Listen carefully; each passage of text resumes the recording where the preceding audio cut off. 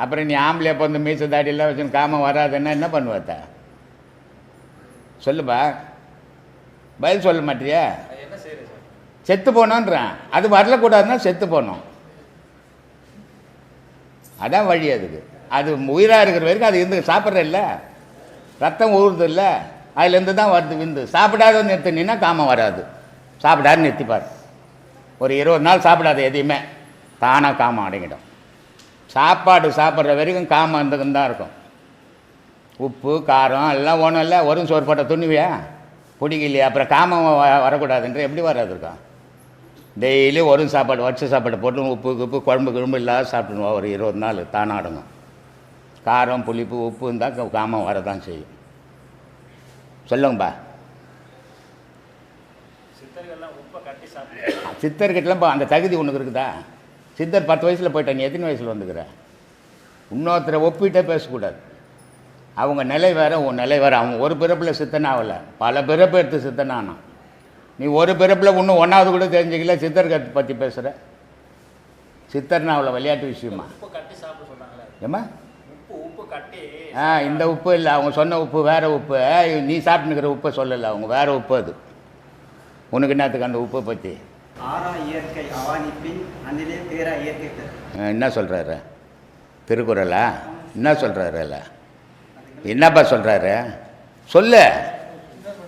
என்னப்பா புக்கு எடுத்துன்னு வந்துட்டா, பாட்டு எடுத்துன்னு வந்துட்டா, அதுக்கு பொருள் தெரியலன்ற.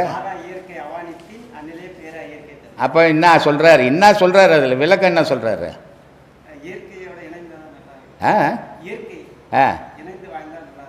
இயற்கையோட இணைந்து. ஆசை இல்லாத இயற்கையோட வாழ முடியுமா உன்னால? பின்ன அவர் சொல்லிட்டு போட்டார். அவர் நிலையில் இந்த ஊர் நிலைக்கு ஒத்துப்பார். அவர் சொக்காயில் இருந்தார், நீ அவுத்து போட்டு வாயம் பார்க்கலாம். ஊரில் இருந்த ஒருத்தரை ஒப்பிட்டு பேசக்கூடாது. அவர் சொல்கிறார், வளர்த்தலும் அழித்தலும் வேண்டாம், உலகம் பழித்ததை அழித்து விடுனாரு. முடியுமா உன்னால? இங்கே சொன்னார் உலகத்தோ ஒத்து போவாத, நீ தனித்து வாழுன்றாரு, இயற்கையோடு வாழுன்றாரு. அங்கே என்ன சொல்கிறாரு? ஊரோட ஒத்துப்போ, இல்லைன்னா உன்னை கூப்பிட்டு கொட்டுன்னு கொட்டுவாங்கன்றாரு. அப்போ எதை எடுத்துக்கிற சொல்லு? எதை பார்த்து போகிற? அதனால் அவர் சொன்னது அத்தனையும் எல்லா மனுஷனுக்கும் பொருந்தாது. அவங்க நிலை வேறு, உயரமான நிலை. நம்ம நிலை எல்லாத்தையும் பண்ணி போட்டு ஒரு கால் சட்டி எடுத்துன்னு சுற்றின்னு வரோம் நம்ம. அதனால் நமக்கு முடியாது. எல்லாரோடையும் ஒத்து தான் போகணும்.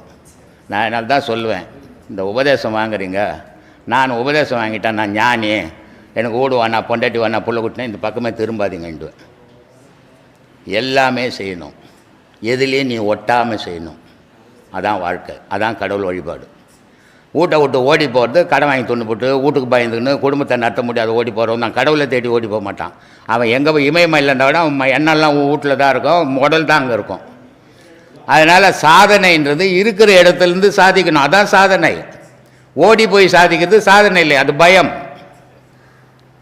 அதனால் ஒவ்வொரு நிலையும் நம்ம நிலை என்ன, நம்மளுடைய குடும்பம் என்ன, நம்ம வாழ்க்கை என்ன, அதுக்கேற்ற மாதிரி போகணும்.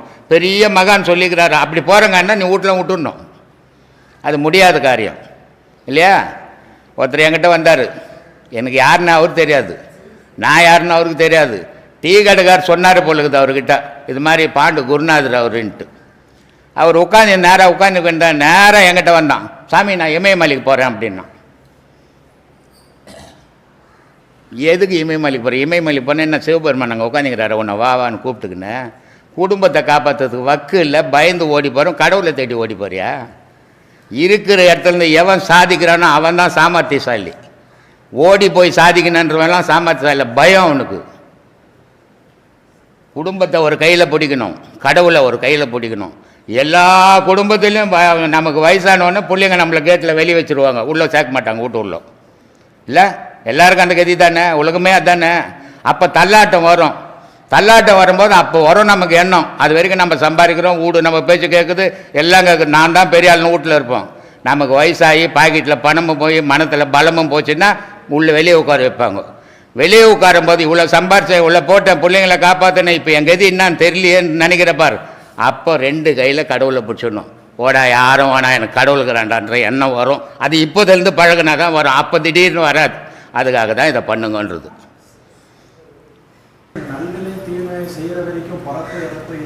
இருந்தே தீரும். இதனால தான் நீ எந்த வழியில் போறியோ அதுக்கேற்ற மாதிரி செயல் வந்துடும் உனக்கு. நல்ல பாதையில் போகும்போது, கடவுள் பாதையில், ஞானத்தில் இதிலெல்லாம் போகும்போது என்ன ஆகிடும், தானாகவே நீ கெட்டதுலேருந்து விலகினே வந்துடுவேன். இப்போ கெட்டதே செய்தீன்னா நான் 10 பிறப்பு பிறகு நீ கடவுளில் சேர்னா, நல்லதே செய்யும்போது 2 பிறப்பில் கடவுள்கிட்ட போய், இதான் வித்தியாசம். அப்போது நம்ம நல்லது கெட்டது செய்யும்போது நல்லா இருக்கலாம். நல்லதை செய்யும்போது, தர்மத்தை செய்யும்போது துன்பங்கள் வரும். ஆனால் அந்த துன்பத்தால் உனக்கு பாதிப்பு வராது. நான் தீமை செய்கிற பாரு, அதனால் பாதிப்பு வராது. வந்துச்சுன்னா நீ திருப்பி எழுந்துக்கவே முடியாது. அதனால் முடிஞ்ச அளவுக்கு நன்மை செய்யலாம் பரவாயில்ல, தீமை செய்யாமல் போங்க, அதுவே பெரிய புண்ணியம்.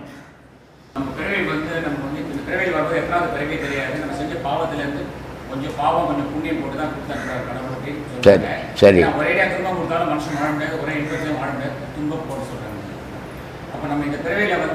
வள்ளுவர் சொல்கிறாரு, ஊடலுக்கு பின் கூடலுன்றாரு.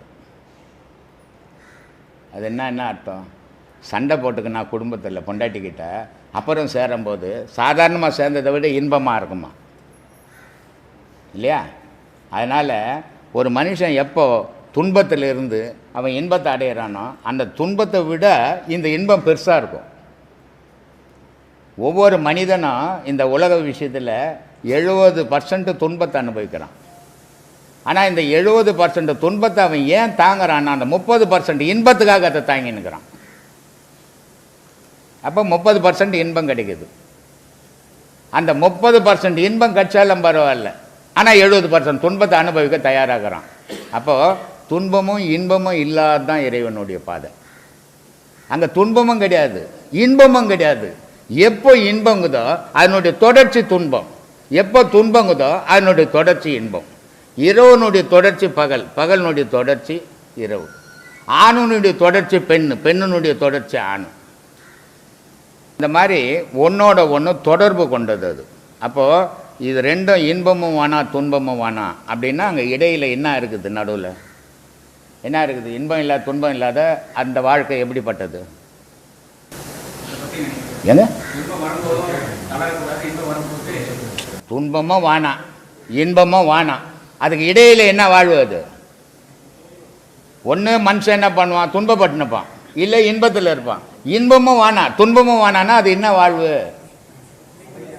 ஏம்பா அமைதியான வாழ்வு. அப்போது மனிதன் பிறப்பு அமைதியாக வாழறதுக்கு தான் இங்கே பிறந்தான். இவன் ஆரவாரத்தில் விழுந்ததால் இன்பமும் துன்பமும் மாறி மாறி போச்சு.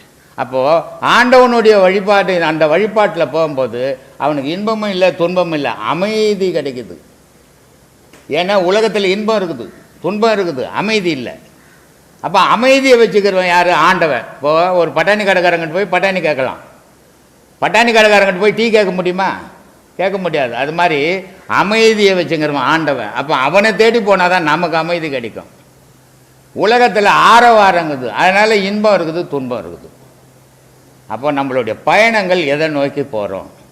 இது ஒரு நாள் 2 நாள், நான் ஒரு வாரம் போய் பார்த்துங்க இல்லை ஒன்றும் நடக்கலைங்கன்னா அதெல்லாம் முடியும். வாழ்நாள் முழுதும் போகணும் இல்லை, அதுதான் உன்னுடைய முயற்சி. ஒரு நாள் 2 நாள் போயிட்டு ஒரு வாரம் போயிட்டு இல்லைங்க, ஒரு வாரம் போனோங்க நான் இல்லைன்றதுல புரோஜனமே கிடையாது. தெரிஞ்சு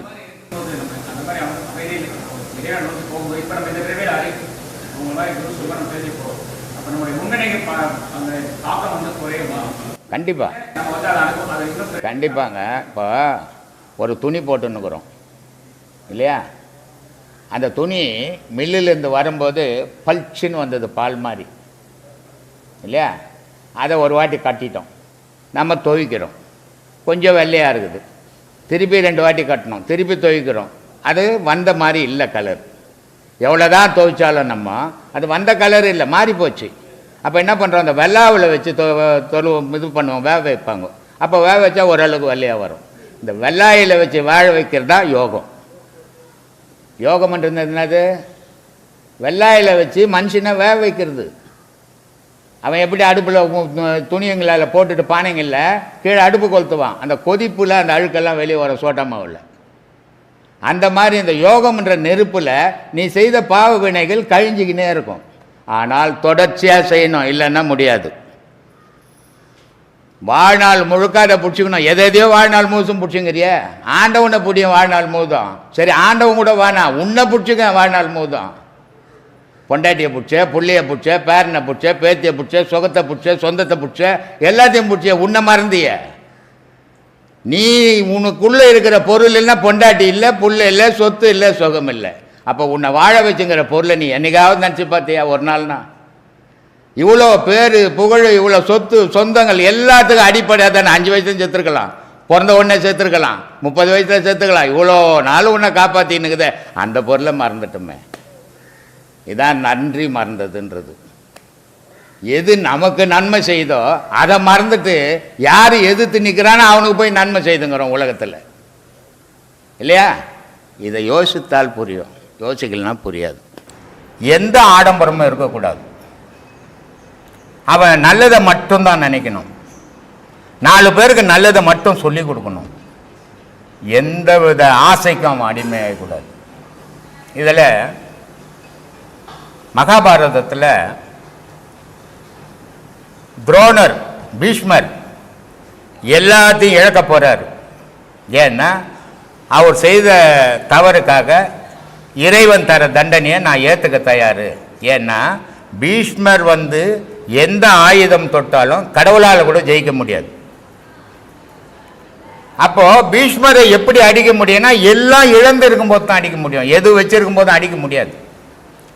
அதனால கடவுளே, கண்ணன்ற கடவுளே பீஷ்மர்கிட்ட கேட்டுக்கிறார், நீ இதெல்லாம் தவறு பண்ணிக்கிற, இனி மரணத்துக்கு நீ தயாராக இருக்கணும், மோட்சத்துக்கு நீ போயிடணும் அப்படின்றார்.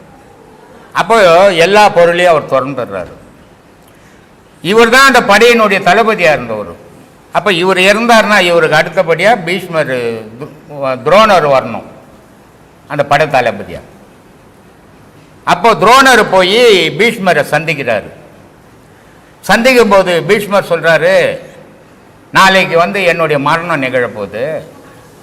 ஏன்னா பீஷ்மருக்கு ஒரு வரம் உண்டு, அவங்க அப்பா தந்த வரம். இந்த மரணம்ன்றது உன்னை தேடி வராது, மரணத்தை நீ எப்போ விரும்புறியோ அப்போ தான் உனக்கு மரணம் அப்படின்னா அவங்க அப்பாவுடைய வரம். அப்போ அந்த மரணத்தை இவர் ஏற்றுக்கிறார். இப்போ எனக்கு மரணம் வேணும் அப்படின்னு முடிவு பண்ணிட்டார். அப்போ நாளைக்கு நான் மரணம் அடைஞ்சிடுவேன், நீ தான் இந்த படைக்கு வழி நடத்தணும், தளபதியாக இருக்கணும். அப்போது துரோணர் ஒரு வார்த்தை சொல்லுவார், ஐயா நீங்கள் இந்த படையை நடத்துகிற தளபதியாக நீங்கள் இருக்கணுன்றீங்க, ஆனால் எனக்கு அந்த தகுதி இழந்துட்டேன் நான். ஏன்னா அவர் சொல்கிறாரு, பீஷ்மர் சொல்கிறாரு, நீங்கள் ஒரு மகா குரு. யாரை சொல்கிறாரு? துரோணரை சொல்கிறாரு. ஒரு மகா குரு நீங்கள், எனக்கு அடுத்தபடி நீங்கள் தான் அந்த படையை வழி நடத்தணும் அப்படின்னும் போது நான் குருஸ்தானத்தை இழந்துட்டேன் அப்படின்றார்.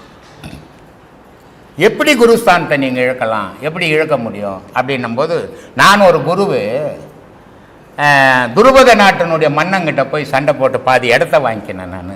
அப்போ எனக்கு ஆசை வந்துச்சு அடுத்த இடத்து மேலே, அப்புறம் நான் எப்படி குருவாக இருக்க முடியும்? அப்போது ஒரு குருவாகப்பட்டவன் எப்படி இருக்கணும்னு துரோணர் சொல்கிறாங்க. எந்த ஆசாபாசத்துக்கும் அடிமையாகாதவனாக இருக்கிறவன் மட்டும்தான் குரு, ஏற்றத்தாழ்வை பார்க்காதவன் மட்டும்தான் குரு, நன்மை தீமைகளை சமமாக நினைக்கிறவன் தான் குரு. எல்லா ஆசைக்கும் அடிமையாக ஊரில் இருக்கிற பொருளெல்லாம் நமக்கு தான் வேணும்னு ஆசைப்படுறவன் குரு இல்லைடான்றான். அப்போ ஒரு குருவாகப்பட்டவன் எப்படி இருக்கணும்? எது மேலேயும் ஆசை பற்றற்று இருக்கணும். அதனால தான் சொன்னான், பற்றற்றவனை பற்றிக்கொள் அப்படின்னு, இல்லையா? ஆசை வளர வளர ஆய்ந்து வரும் துன்பங்கள், ஆசை விட விட ஆய்ந்து வரும் இன்பங்கள். அப்போது மனிதனுடைய துன்பத்துக்கு அடிப்படை எதுவாக இருக்குதுன்னா இவன் படுற ஆசைகள். இவனுக்கு கிடைச்சிட்டா இவன் சந்தோஷம், கிடைக்கலன்னா துன்பம் தான். ஆனால் இது சராசரி மனிதனுடைய நிலை. ஒரு குருவனுடைய நிலை அப்படி இல்லை, எதுக்குமே ஆசைப்படக்கூடாது, கிடைச்சது இல்லை அப்படி போனால் அவனே நல்ல குரு. எந்த நல்ல ஒரு நல்ல குருவானவன் எப்படி இருக்கணும் அப்படின்னா, எந்தவித ஆடம்பரத்துக்கும் அவன் அடிமையாகக்கூடாது, எந்தவித ஆசாபாசத்துக்கும் அடிமையக்கூடாது, எந்த பொருளுக்கும் அவன் அடிமையாகக்கூடாது. அவன் தனித்து சுயமாக நிற்கணும். அவனே நல்ல குரு, அவனை பின்பற்றவனே நல்ல சீடன். முடியாதவெல்லாம் சீடன் சொல்லிக்க முடியாது. அப்படி முடியாமல் குருன்னுட்டு சொல்லிக்கின்னு அதில் பலவிதமான வேஷங்களை கட்டிக்கின்னு நான் ஆடினேன்னா அது நல்ல குரு இல்லைன்னு பார்க்கும்போதே தெரிஞ்சுக்கலாம். ஏன்னா இறைவன்ற ஒரு புனித பொருளை எந்த ஒரு குரு பார்த்து வழிபட்டானோ அவனுடைய மனம் அவனுடைய உடல் மேலே எந்த ஆடம்பரத்தையும் விரும்பாது. ஏன்னா பரிசுத்தமாக நிற்கிறான் இறைவன், எந்த இதுவும் இல்லாமல். அப்போது ஒரு நல்ல குருவாகப்பட்டவன் அடையாளமாக இருக்கிற சீடனுக்கு இவன் பரிசுத்தமாக நிற்கணும் இல்லையா? இவன் கண்டதெல்லாம் போட்டு அழகி இந்த சினிமாவில் மேக்கப் பண்ணுற மாதிரி தெரிஞ்சோம்னா அது நல்ல குருவுக்கு கடவுளுக்கு பார்த்தவனுக்கு அர்த்தமே இல்லை. அவன் படிச்சுட்டு பேசின்னு இருக்கலாம், அவனுக்கு பண வசதியில் பேசின்னு இருக்கலாம், ஏதோ பல முறையில் அவன் பயன்படுத்திக்கலாம். ஆனால் நல்ல குருன்றவன் எந்தவித ஆடம்பரத்துக்கும் அடிமையாகாமல் இருக்கிறவன் தான் நல்ல குரு. ஆன்மீகத்தில் பௌர்ணமி அமாவாசை தினங்களுக்கு ஏதாவது சிறப்பு இருக்கா சாமி? இருக்குது. இப்போ சரி, அமாவாசை அப்படின்றது ஒரு இருள் நாள்.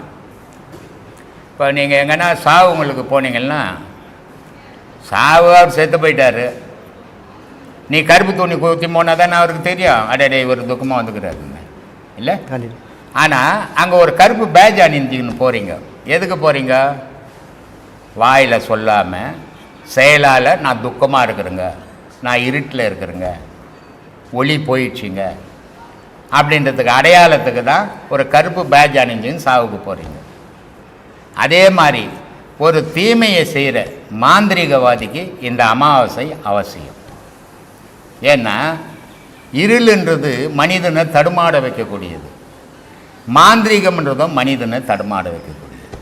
அப்போது அந்த கெட்ட செயல்கள் எல்லாம் எப்போ செய்ய முடியுது மனிதனாலன்னா அந்த இருளில் செய்ய முடியுது. அதுக்காக அவன் அமாவாசையை மாந்திரிகவாதிங்க பயன்படுத்துகிறான். நீங்கள் கொல்லிமலையில் போனீங்கன்னா நிறைய மாந்திரிகவாதிங்க அமாவாசையில் சுற்றுவாங்க. என்னமோ எட்டுக்கை அம்மன் கோயில்னு ஒன்று இருக்குது. அங்கே கொல்லிமலையில் பல மூலிகைகள் கிடைக்குது, மாந்திரிகத்துக்கு உபயோகப்படுற மூலிகைகள். அந்த மூலிகைகளை எடுத்து அந்த எட்டுக்கை அம்மன் ஆண்டை வச்சு அந்த அமாவாசை நாளில் நிறைய பூஜைகள் பண்ணி பல தீமைகளை செய்வாங்க. அங்கேருந்து எடுத்துக்கின்னு வந்து வீட்டில் வச்சுக்கணும் செய்வாங்க. இது தீமை செய்யறதுக்காக வர நாள் அந்த அமாவாசை நாள். பௌர்ணமி நாள் இருளில் இருக்கக்கூடிய மனிதனை ஒளியை காட்டி வெளியே எடுத்துன்னு வர வேண்டியது. இப்போது குரு உபதேசம் அப்படின்னு நம்ம சொல்கிறோம். குரு உபதேசம். கூனா இருட்டு, ரூனா வெள்ளை வெளிச்சம். அப்போது இருட்டில் இருக்கக்கூடிய சீடனை வெளிச்சத்துக்கு கொண்டு வரவன் தான் குரு. உபதேசம், உபன்னா கிட்ட, தேசம்னா இடம்.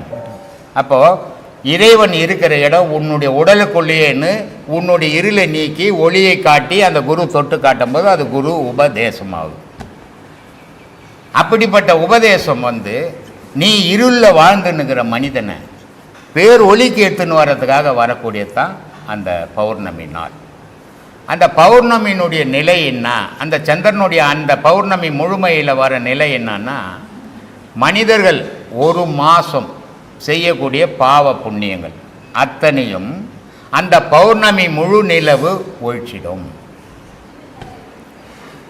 அதனால் அவனுக்கு நன்மைகள் கிடைக்கும். அதனால் அந்த நாளில் குரு சீடன் தொடர்பு வேணும். அந்த நாளில் நல்ல விஷயத்தை மட்டுமே பேசணும், நல்ல விஷயத்தை மட்டுமே நினைக்கணுன்றதுக்கு தான் அந்த பௌர்ணமி நாளை வச்சுருக்கு. ஆனால் மனுஷன் அதெல்லாம் கேட்கறதில்ல, அன்றைக்கே ஆடு அறுத்துக்கணுன்னுக்கிறான். ஏன்னா இவனுடைய கொடூர புத்தி. இவன் மனிதனாகவே இல்லை, மனித தோற்றம், ஆனால் மிருக குணம். அது மாதிரி வாழாதால் இப்படி வாழ்ந்துன்னு இருக்கிறான். அதனால் பௌர்ணமின்றது துக்கத்தை கொடுக்கக்கூடியது, இது அமாவாசைன்றது துக்கத்தை கொடுக்கக்கூடியது, பௌர்ணமின்றது சந்தோஷத்தையும் கடவுளுடைய நினைவையும் தனக்கு கொடுக்கக்கூடியது பௌர்ணமி நாள். மகாபாரதத்தின் மாவீரர்கள் யார் யார் சாமி? மகாபாரத போரில் மாவீரன் தனஞ்சயன் அப்படின்னு சொல்கிறாங்க. ஆனால் என்னுடைய கணிப்பு தனஞ்சயன் இல்லை, மாவீரன். ஏன்னா தனஞ்சயன் எங்கேயுமே தனித்து யாரையும் கொள்ளலை, யாருக்கிட்டும் சண்டை போடவே. மாவீரர்கள்னா முதல் மாவீரன் யாருன்னா கிருஷ்ண பகவான். ஏன்னா கிருஷ்ண பகவானை தான் யாராலையும் எதிர்த்து ஒன்றுமே பண்ண முடியும். அப்போது முதல் மாவீரன் யாரான்னா கிருஷ்ண பகவான் தான் அந்த மகாபாரத போரில். அதுக்கு அடுத்தபடி மாவீரன் யாரான்னா பீஷ்மர். ஏன்னா பீஷ்மர் வந்து பரசுராமர்கிட்ட கலை கற்றவர். அந்த சிகிண்டிக்காக பரசுராமரையை எதிர்த்து நின்று சண்டை போடுறாரு. தன்னுடைய குருவை எதிர்த்து நின்று சண்டை போடும்போது கூட அந்த சீடனான பீஷ்மர் தோக்கலை. அப்போது இறைவனே வந்து அந்த இடத்துல 2 பேருமே நீங்கள் மோதக்கூடாது, 2 பேரும் மோதனா உலக அழிவு தான் ஏற்படும் அப்படின்னு இறைவனே வந்து இந்த 2 பேரும் தடுக்கிறார். அப்போது மாவீரன் யாருன்னா பீஷ்மன். முதல் மாவீரன் நாராயணன், 2வது மாவீரன் பீஷ்மன், 3வது துரோணர். துரோணர் வந்து வால்மீகியினுடைய கதை எழுதும்போது பரத்வாஜி என்றவர் இருந்தார். அந்த பரத்வாஜியினுடைய புள்ள தான் துரோணர். அப்போது பரத்வாஜி வந்து பரசுராமர்கிட்ட வித்தை கற்றுவர். அப்போ பரத்வாஜியினுடைய புள்ள வந்து துரோணர். பரசுராமர் வித்தைகள் எல்லாமே அவருக்கு தெரியும்.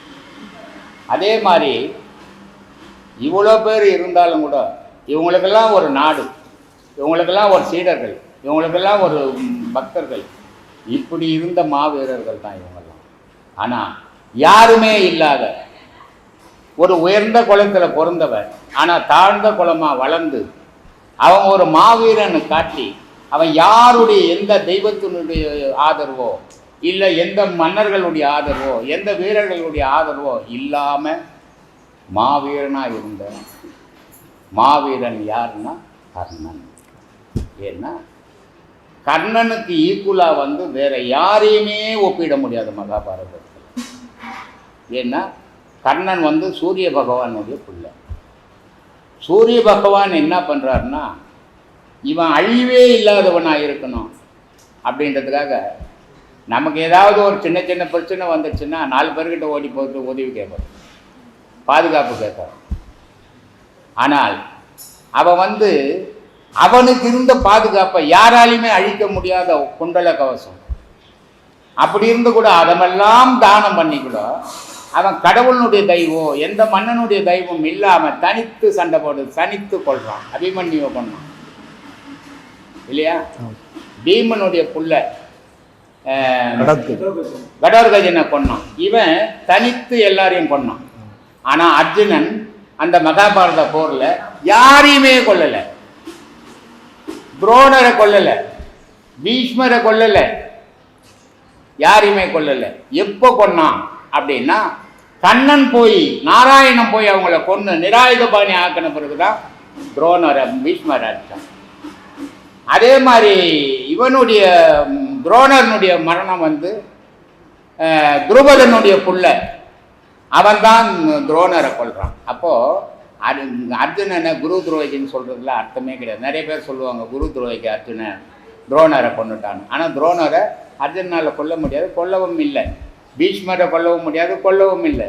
பீஷ்மரை கொன்னதும் நாராயணன், துரோணரை கொன்னதும் நாராயணன், கர்ணனை கொன்னதும் நாராயணன். சுவாமி, அதாவது நார்வேயிலிருந்து கவிதா என்பவர் ஒரு கேள்வி ஒன்று கேட்டிருந்தார். அதாவது நீங்கள் அன்று ஒரு வீடியோவில் பேசும்போது இந்திய பெண்கள் அனைவரும் மகாராணிகளே என்று விவேகானந்தர் சொன்னதாக சொல்லியிருந்தீர்கள். விவேகானந்தர் அன்று பாரத பெண்களை மனதில் இருத்தி அதை சொல்லியிருப்பார். ஆனால் நாங்கள் உங்களை ஃபாலோ செய்கின்றோம், உங்களை பின்பற்றுகின்றோம், உங்களுடைய பேச்சுக்களை கேட்கின்றோம். நீங்களும் அதுபோல அதாவது பிற நாட்டு பெண்கள், அதாவது மற்றவர்களை நம்ம வெளிநாட்டு வெள்ளைக்காரர்களை சொல்லவில்லை, எங்களை போன்ற சிங்கப்பூரில் உள்ள தமிழர்கள், ஈழத்தமிழர்கள் மற்றும் இலங்கை தமிழர்கள், மலேசிய தமிழர்கள், இவர்களுக்கு எல்லோருக்கும் நீங்கள் என்ன சொல்ல விரும்புகின்றீர்கள்? எல்லாரும் உலகத்தில் உள்ள என்னுடைய சீடர்களுக்கும் என்னுடைய பக்தர்களுக்கும் ஆத்மா வணக்கம். பெண்கள் என்பதே ஒரு உயர்ந்த பொருள்னு ஏற்கனவே நான் பேசியிருக்கிறேன். இது இந்திய நாட்டு பெண்கள்ன்றது இல்லை, உலகத்தில் உள்ள அத்தனை பெண்களுமே ஒரு அபூர்வமான பிறவிகள், பெண் பிறவி என்பது பெண் பிறவின்றது ஒன்று இல்லைன்னு சொன்னால் உலகம்ன்றதே ஒன்று இருக்காது. அப்படிப்பட்ட பிறவி பெண் பிறவி. அதனால தான் இந்த இந்திய நாட்டு பூமிக்கு இடத்துக்கு மட்டுமில்லை, இந்திய நாட்டு மண்ணுக்கு மட்டுமில்லை, உலகத்தில் இருக்கிற அத்தனை பூமியினுடைய உருண்டைக்கு ஒரு சிறந்த ஒரு பேர் இருக்குது, பூமி தாயின்னுட்டு. ஏன் அந்த பூமி தாயின்னு அதுக்கு பேர் வச்சுக்குது? மற்ற கிரகங்களுக்கு ஏன் தாயின்னு பேர் வைக்கல, பூமிக்கு மட்டும் ஏன் தாயின்னு பேர் வச்சுக்குது அப்படின்னா, இந்த பூமின்ற ஒரு மண் இல்லைன்னு சொன்னால் ஒரு பொருளும் உலகத்தில் உருவாகாது. அதே மாதிரி அப்போ அவ்வளோ சிறந்தது இந்த மண் வளம் பட்ட பூமி, தாயின் பேர் வச்சுக்குது. தாயின் படைக்கப்பட பொருளுக்கு தான் தாயின் பேர். அப்போது இந்த பூமி தான் எல்லா உயிரினங்களையும் படைச்சிக்கின்னு இருக்குது. அந்த அத்தனை 84,000 கோடி உயிர்நிலையிலையும். ஆனால் இந்த பெண்ணுன்ற ஒரு பிறவி ஒரு புனித பிறவி. அந்த புனிதமான பிறவியிலிருந்து தோன்றுவன் தான் மனித இனம். அந்த மனித இனத்தை இந்த உலகத்துக்கு உற்பத்தி செய்து கொடுக்குறதே அந்த பெண்ணினம். அதனால் இந்திய பெண்களா இல்லை அயல்நாட்டு பெண்களான்றது பிரச்சனையே இல்லை. இதில் ஒரே ஒரு விஷயம் என்னன்னா, ஒவ்வொரு நாட்டில் ஒவ்வொரு கலாச்சாரங்கள் இருக்குது. இந்த நாட்டுக்கு பெண்கள் இப்படி தான் இருக்கணும், இந்த நாட்டு பெண்கள் இப்படி தான் இருக்கணும் அப்படின்ற ஒரு கலாச்சாரம் இருக்குது. இல்லை நீங்கள் முஸ்லீம் பெண்களை பார்த்தீங்கன்னா எல்லாரும் அந்த முஸ்கா போட்டிருப்பாங்க, மூடிக்கின்னு இருப்பாங்க. வெளியே உலகத்துக்கு வரும்போது அவங்க யார் போகிறாங்க யார் வராங்கன்னு தெரியாது. அதே நேரத்தில் ஆங்கில பெண்களை பார்த்திங்கன்னா அந்த ஸ்கர்ட்டுன்னிட்டு முட்டி வரைக்கும் ஒரு கவுன் மாதிரி போட்டுன்னு இருப்பாங்க. ஆனால் பெண்கள் இந்திய பெண்களை பார்த்திங்கன்னா புடவை கட்டி இருப்பாங்க. இது ஏன் இப்படி இத்தனை கலாச்சாரங்கள் இருக்குது? அந்த கலாச்சாரத்துக்கு ஏற்ற மாதிரி அந்த மக்களுடைய வாழ்க்கை நடைமுறை இருக்குது. இதில் இந்திய நாட்டு பெண்கள் தான் உயர்ந்தவங்க, இல்லை மற்ற நாட்டு பெண்கள் தாழ்ந்தவங்க, அப்படிலாம் ஒன்றுமே கிடையாது. உலகத்தில் பெண் பிறவின்றது ஒரு புனித பிறவி, தெய்வ பிறவி. அது அந்த தெய்வ பிறவி ஒன்று இல்லைன்னு சொன்னால் இந்த உலகத்தில் உயிரினம்ன்றதே ஒன்று இல்லாமல் போயிடும். அது ஆடு மாடு எல்லா விதத்துலேயும் பெண்கள் மட்டுமே இல்லை, மரம் செடி கொடி மற்ற மிருக இனங்களில் கூட பெண்ணினம்னு ஒன்று இல்லைன்னு சொன்னால் உலகம்னே ஒன்று இருக்காது. அப்போது ஆணும் பெண்ணும் சேர்ந்தது இந்த உலகம். அதில் இந்த எல்லா நாட்டு பெண்களுமே உயர்ந்தவங்க தான், அதில் யாரும் தாழ்ந்தவங்களே கிடையாது. அந்த மன வேற்றுமையே தேவையில்லை. நான் சொன்னது பெண்களை பற்றி தான் சொன்னேனே தவிர விவேகானந்தர் சொன்னார் இந்திய பெண்கள் மட்டும் அப்படின்றதெல்லாம் இல்லை. உலக பெண்களே அத்தனை பேரும் உயர்ந்தவன். நான் சொன்னேன் பெண் பிறவின்றதே ஒரு உயர்ந்த பிறவின்னு சொல்லியிருக்கிறேன். அந்த மாதிரியான பிறவி இருக்கிற நீங்கள் எதுக்குமே அஞ்ச தேவையில்லை. நீங்கள் தெய்வத்துக்கு சமமான பெண்கள் நீங்கள். அதனால் எல்லாருக்கும் அந்த புகழ் உண்டு, எல்லா நாட்டு பெண்களுக்கும் அந்த புகழ் உண்டு. ஒரு நாட்டு பெண்கள் இல்லை, பெண்கள்ன்றது ஒரு இன்றில்னா ஒரு நாடுன்றதே ஒன்று இருக்காது. அதனால் பெண்கள் உயர்ந்தவங்க, அதில் யாருக்கும் எந்த சந்தேகமும் தேவையில்லை. எல்லா பெண்களும் புனிதமானவங்களே. அந்த புனிதம் இருக்கிறதால தான் பிள்ளைகளை பெற்று இந்த உலகத்துக்கு உற்பத்தின்னு ஒன்று நடந்துக்கின்னு இருக்குது. அதனால் உங்களுடைய பிறவி மேலே எந்த சந்தேகமான உயர்ந்தவங்க நீங்கள். உங்களுடைய எப்போதுமான கருத்து நமக்குள் தான் கடவுள் இருக்கின்றார் என்று. ஆமாம், நமக்குள் இருக்கும் கடவுளை நாம் எப்படி உணர முடியும்? பல வீடியோக்களில் சொல்லியிருக்கிறேன், கடவுள்ன்றது வெளியவே இல்லை, உங்களுக்குள்ளும் இருக்குது. அது ஆன்மாவாக இருக்குது. உலகத்துக்கு ஒரு கடவுள் இருக்குது. அதனால தான் கடவுள்னா எல்லாரும் என்ன சொல்கிறாங்க, கடந்து ஆழ்ந்து பாருங்க, உங்களுக்குள்ளே கடந்து போய் பாருங்க அப்படின்லாம் சொல்கிறாங்க. அது இல்லை. கடவுள்ன்றவன் எல்லாத்துக்கும் அப்பாற்பட்டு நிற்கிறான். அவனுக்கு பேர் இறைவன் பேர். அவனுக்கு தனிப்பட்ட ஒரு மதத்துக்கு சம்பந்தப்பட்ட ஒன்றே இல்லை. அவன் உலகத்துக்கு பொதுவான பொருள். அந்த பொதுவான பொருளுக்கு பேர் இறைவன் பேர். அந்த இறைவன் எப்படி இருக்கிறான்? அவனுக்கு இரவு கிடையாது, அவனுக்கு பகல் கிடையாது, அவனுக்கு இன்பம் கிடையாது, அவனுக்கு துன்பம் கிடையாது. அவன் ஒரு அசைவற்ற பொருள். பாசம் பற்று இதற்கெல்லாம் அப்பாற்பட்டவனாக நிற்கிறான், கடந்து நிற்கிறான். இதையெல்லாம் கடந்து நின்னவனுக்கு பேர் கடவுள். ஆனால் இதுக்கெல்லாம் உட்பட்டு எல்லா இன்பம் துன்பம் இரவு பகல் பாசம் பற்று இது எல்லாத்துக்கும் உட்பட்டு வாழறோம் மனித இனம். இந்த மனித இனத்துக்குள்ள ஆன்மான்னு ஒரு பொருள் இருக்குது. இதை இவன் அறியறதே இல்லை.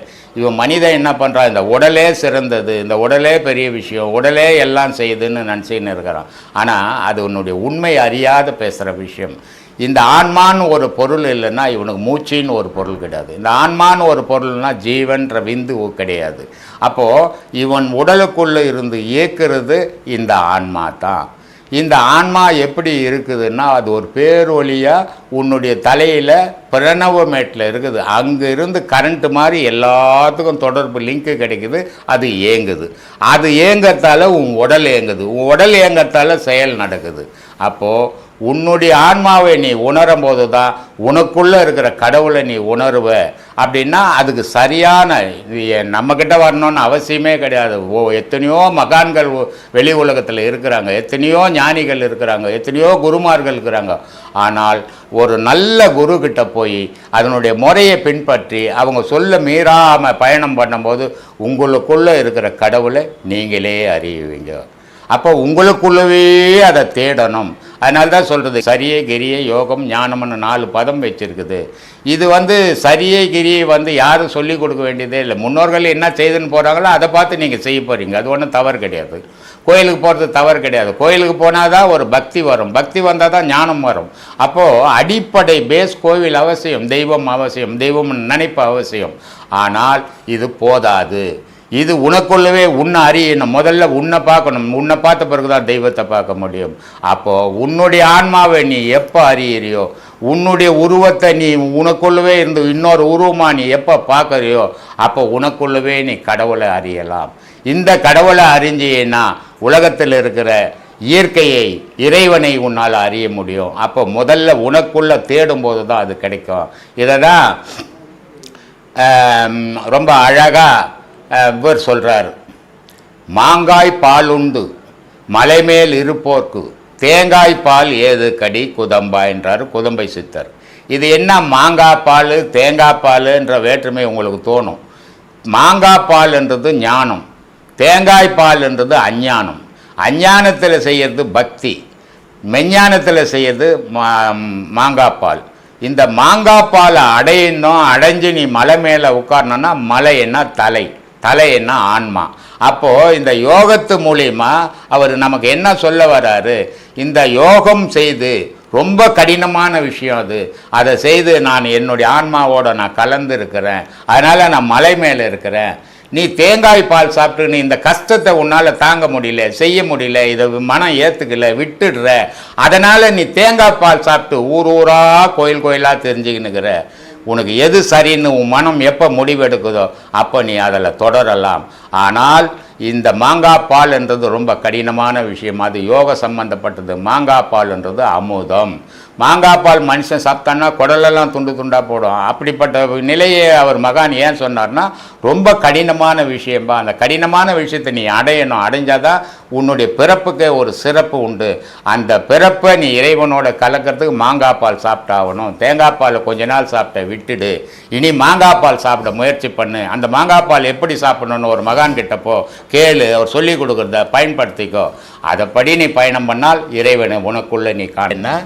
மனசுக்குள்ள சந்தேகங்களும் சஞ்சலங்களும் நிறைய அதிகமாக ஆக ஆக மனம் ஒரு பலமான பொருளாகிடும். மனம் பலமான பொருள் ஆகும்போது சுவாசம் சீராக இருக்காது. அப்போ சீராக இல்லாத போது இதில் தான் ஹார்ட் அட்டாக்கெல்லாம் ஏற்படுறது. அதனால் மனசை லேசாக வச்சுங்க, எந்த நோய்க்கும் இடம் கொடுக்காதீங்க. உடலால் வர நோய்களை அது உடலால் போட்டோம், உங்கள் ஆன்மாவால் அது பாதிக்காத பாதுகாத்துக்குங்க. அதுதான் நான் சொல்லுவேன். எந்த கேள்வினாலும் கேளுங்க சார். ஏதோ எனக்கு தெரிஞ்ச அளவுக்கு பதில் சொல்கிறேன். ஏன்னா உங்கள் அளவுக்குலாம் படித்தவங்க கிடையாது. நான் நீங்கள்லாம் கிராஜுவேட்டுங்க, படித்தவங்க. நான் ஒரு படிக்காதவன். இருந்தாலும் ஒரு அனுபவங்கள் இருக்குது. அந்த அனுபவம் மூலிமா உங்களுக்கு விளக்கம். எனக்கு தெரிஞ்சு நான் ஐயா கிட்ட இப்போது பாடம் வாங்கினது ஒரு 15 வருஷமாக இருந்தாலும் ஐயா கிட்ட உறவு 30 வருஷமாக இருக்குது. அந்த 30 வருஷத்தில் இது வரைக்கும் கேள்வி கேட்டு ஒரு கேள்வி கூட நீங்கள் சொல்லாத போன நாளே இல்லை சாமி. எல்லா கேள்விக்கும் பதில் இருந்திருக்கு. அது இக கேள்வியாக இருக்கட்டும், வாழ்க்கையில் நடக்கிற கேள்வியாக இருக்கட்டும், இல்லை ஆன்மீகத்தில் எந்த கேள்வியாக இருக்கட்டும், இது வரைக்கும் பதில் சொல்லாத ஒரு கேள்வி இல்லை. இது எனக்கு தெரிஞ்ச வரைக்கும் இது வரைக்கும் யார் இங்கே இவ்வளோ பேர் இவ்வளோ சீடர்களை பார்த்துருக்கேன். இது வரைக்கும் எவ்வளோ பேர் எவ்வளோ கேள்வி கேட்டிருக்காங்க. நீங்கள் அவங்க கேள்வி கேட்டு எனக்கு பதில் தெரியாதுன்னு சொன்ன மாதிரி எனக்கு அந்த அனுபவமே இல்லை. எனக்கு அது மாதிரி ஒரு புதுசாக இருக்கும்னு நினைக்கிறேன் நான். அது அப்படி இல்லை சாமி. எப்பவுமே ஒரு மனிதங்கிட்ட ஒரு கேள்வி அவன் மனசில் உருவாகுது. ஆனால் அந்த கேள்வியினுடைய பதில் இன்னொரு இடத்துல உருவாகும். பதில் உருவாகாமல் ஒரு கேள்வி உருவாகாது. ஆனால் அந்த உங்களுக்குள்ளே ஏற்பட்ட கேள்விக்கு பதில் எனக்கு தெரியாமல் இருக்கலாம். சரி. ஆனால் யாருக்குமே தெரியாதுன்னு நினைக்கக்கூடாது. எனக்கு தெரியலன்றதுக்காக அது யாருக்குமே தெரியாதுன்னு நினைக்கக்கூடாது. அந்த பதில் இருக்கு. ஆமாம், எங்கேயோ உனக்கு ஒரு கேள்வி வந்ததுன்னா இன்னொரு இடத்துல ஒரு பதில் வந்துடும். அந்த பதில் எனக்கு தெரியாமல் இருக்கலாம், இன்னொருத்தருக்கு தெரிஞ்சிடும் அது. அதனால் எனக்கு தெரியாதால யாருக்குமே எதுவுமே தெரியாதுங்க அப்படின்னு நினச்சா அது என்னுடைய முட்டாள்தானம். அது எப்பவுமே இந்த உலகம்ன்றது எப்படின்னா, ஒரு பொருள், ஒரு ஆண் பொருள் உருவாச்சுன்னா ஒரு பெண் பொருள் உருவாகும், ஒரு பெண் பொருள் உருவாச்சுன்னா ஒரு ஆண் பொருள் உருவாகும். கேள்வி பதிலும் அப்படி தான். ஒரு இடத்துல ஒரு கேள்வி உருவாச்சுன்னா இன்னொரு இடத்துல ஒரு பதில் உருவாயே தீரும். இறைவன் படைப்பில் மோட்சம் முக்தின்றதெல்லாம் மனுஷனுக்கு மட்டும்தான். அப்போது மற்ற உயிரினங்கள்லாம் எதுக்காக? மனுஷனுக்கு உதவி செய்யறதுக்காகவா, வேறு எதுக்காக மற்ற உயிரினங்கள்லாம் இருக்குது சாமி? ஏன் மனுஷனுக்கு மட்டும் மோட்சம் முக்தி, மற்றதுக்கெல்லாம் ஏன் கிடையாது? இப்போ மனுஷன் மட்டும்தான் கடவுள்ன்ற ஒரு பொருள் தெரியும். மனுஷனுக்கு மட்டும்தான் அதை எப்படி வழிபடணுன்றது தெரியும். ஏன் மனுஷனுக்கு மட்டும் தெரியும்? மனுஷனுக்கு மட்டும் கடவுள் தெரியும், மனுஷனுக்கு மட்டும்தான் கடவுள் இருக்குதுன்னு உணரும், மற்ற ஜீவராசிகள் உணராதான்னா, நான் ஏற்கனவே ஒரு வீடியோவில் சொல்லிக்கிறேன். எல்லா உலகத்தில் உள்ள அத்தனை ஜீவராசிகளும் குனிஞ்சி நடக்கும், மனிதன் மட்டும்தான் நிமிர்ந்து நடப்பான். எல்லா ஜீவராசிகள்லேயும் இறைவனுடைய இயக்கம் இருக்குது, ஆனால் மனிதனுக்குள்ளே இறைவனே இருக்கிறான்னு ஏற்கனவே நான் சொல்லியிருக்கிறேன். அப்போது இந்த உடல் அமைப்பு இருக்குது, இந்த அமைப்பு வேறு எந்த ஜீவராசிக்கும் உலகத்தில் கிடையாது. அதனால் இவன் இறைவனை தேடுறான். ஆனால் இந்த முக்தி மோட்சம்ன்றது ரொம்ப ஈஸியான பொருளாக பேசின்னுக்கிறாங்க. அது அவ்வளோ சாதாரணமான விஷயம் இல்லை, ரொம்ப கடினமான விஷயம். உலகம்ன்றது ஒன்று இல்லைன்னு எவன் ஒருத்தன் நினைக்கிறான்னு அவனுக்கு தான் அந்த முக்தி மோட்சத்துக்கு வழி. உலகம் இருக்குது, சொந்த பந்தங்கள் இருக்குது, சொத்து சுகங்கள் இருக்குது, ஆணு பெண்ணு இது, இந்த நினைவு இருக்கிறவனுக்கு மோட்சத்துக்கும் முக்திக்கும் சான்ஸே கிடையாது. சரி, இப்படி இருந்த ஏன் இந்த உயிரினங்கள்லாம் படைக்கணும் அப்படின்னு நீங்கள் கேட்குறீங்க. இப்போ இன்றைக்கி டிராக்டர் வந்துடுச்சு இல்லையா? எலக்ட்ரிக்கலில் சேர்ந்தது, மோட்டரில் சேர்ந்தது, பலவிதமான ஏர் உழுற பொருள்கள்லாம் வந்துடுச்சு. ஆனால் இன்றைக்கி நீங்கள் சாப்பிட்ற சாப்பாடு மாடு இல்லைன்னா வருமா? கண்டிப்பாக வராது. ஆதி காலத்தில் மாடு இல்லைன்னா பண்ணியே இருக்க முடியாது, வராது. அப்போ அந்த ஜீவராசி தேவை. அப்போ அந்த மாடை குட்டி போடுறதுக்கு ஒரு பெண் மாடு தேவை. உயிரினங்கள்னு ஒன்று இல்லைன்னா நீயே வாழ மாட்ட. எல்லா உயிரினங்களும் வாழாதால் தான் நீயும் வாழ்ந்துன்னுக்கிற. உயிரினங்கள்னு ஒன்று இல்லாமல் மனிதன் மட்டும் வாழறான்னா அவன் வாழ மாட்டான், செத்து போயிடுவான். ஏன்னா மனிதனுக்கு தேவையான விஷயங்களை எல்லா உயிரினங்களும் தெரியாமையே தந்துக்கின்னு இருக்குது இந்த உலகத்துக்கு.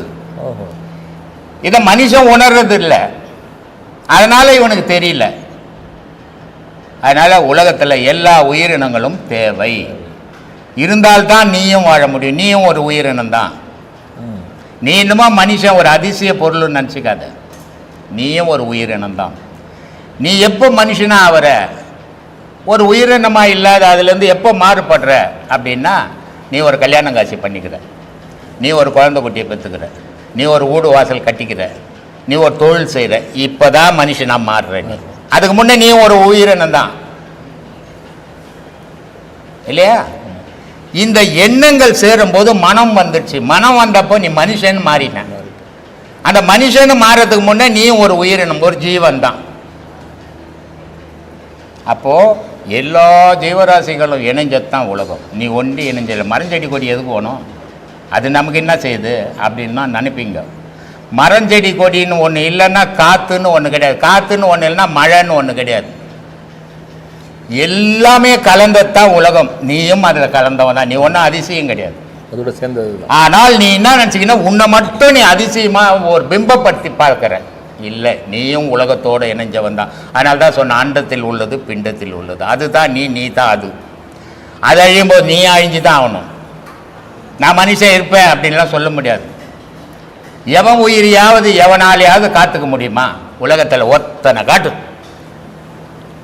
எவனாலையும் காத்துக்க முடியாது. ஏன் மனுஷன் 6 அறிவு பட்சம் ஏன் அவனை காப்பாற்றிக்க முடியல? இறைவன் வகுத்த நீதிக்குள்ளதான் உன் வாழ்க்கை பயணம். உன்னால நடக்குதுன்னு நீ ஒரு கற்பனை பண்ணிக்கின்னு போயின்னுக்கிற. ஆனால் உன்னால நடக்கல. இறைவன் வகுத்த நீதி உனக்கு, எனக்கு, அவருக்கு யாராருக்கு எப்படி வகுத்தானோ அதுபடி தான் வாழ்ந்துன்னுக்குறோம். ஆனால் நம்ம என்ன, நான் திறமசாலிங்க, நான் ரொம்ப புத்திசாலிங்க, நான் ரொம்ப அறிவாளிங்க அப்படின்லாம் நம்மளையே நம்ம மிகைப்படுத்தின்னுக்குறோம். உண்மை அது இல்லை.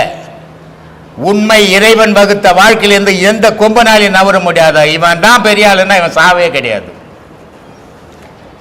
அதனால் அப்படிலாம் நினைக்காதீங்க. உலகத்தோட ஒட்டி வாழுங்க. உலகத்தில் எல்லா ஜீவராசியும் வாழணும். இப்போ உனக்கு பால் வேணும், எங்கேருந்து வரும்? மாடு இருந்தால் தான் பால் கிடைக்கும். காந்தி இருக்கிறாரு, அவர் ஆட்டுப்பாலில் குடிச்சாரு. என்ன ஆட்டுப்பாலுடைய சிறப்பு? மாட்டுப்பாலை விட ஆட்டுப்பாலுக்கு என்ன சிறப்பு அப்படின்னு பார்த்தீங்கன்னா, ஆட்டுப்பாலை கறந்துட்டு ஒரு கிளாஸில் கொஞ்சோண்டு ஒரு எலுமிச்சம் சாறு அப்படி விட்டீங்கன்னா தயிராக மாறும். அது எதுக்காக மாறுதுன்னா, அந்த உடல் புண்ணு இருக்குது, அல்சர்ன்னு சொல்கிறோம்ல, அது இருக்காது. நீ மாட்டுப்பாலை லிட்டராக குடிச்சின்னா கூட இருக்கும். ஆட்டுப்பாலை கொஞ்சோண்டு அறாளாக குடிச்சின்னா அந்த அல்சர் போயிடும். அவ்வளோ கெமிக்கல் அதில் இருக்குது. தெரியாதா? படித்தவங்க நீங்களே போய் தெரியாத என்ன மாதிரி பாமர மக்கள் நான் என்ன பண்ணுறது? இவ்வளோ விஷயங்கள் அடங்கி இருக்குது. எல்லாம் வாழணும், நம்மளும் வாழணும் அப்படின்ற மனப்பக்குவத்தை கொண்டாங்க. அதுதான் பிரம்மசூத்திர குழு ஆசிரமத்தினுடைய அறிவுரையே. அதுதான் எல்லாரையும் ஒன்றா நினைங்க. ஜாதி மதம் கிடையாது, பணக்காரன் ஏழை கிடையாது, மனுஷனியாவே பாருங்க, மன வேற்றுமை போயிடும்ன்றது தான் பிரம்மசூத்திர குழு ஆசிரமத்தினுடைய அறிவுரையே. அடுத்த கேள்வி சாமி, என் கர்மா என்னவென்று தெரிந்தால் அதை நான் தீர்க்க பாடுபட மாட்டேனா? எப்பவுமே என் வாழ்க்கை சீர்படாதா? ரெண்டு விஷயம் தெரிஞ்சுக்கணும். வாழ்க்கை பின்னாடி நடந்ததை பற்றி யோசிக்க கூடாது ஒரு மனுஷன்.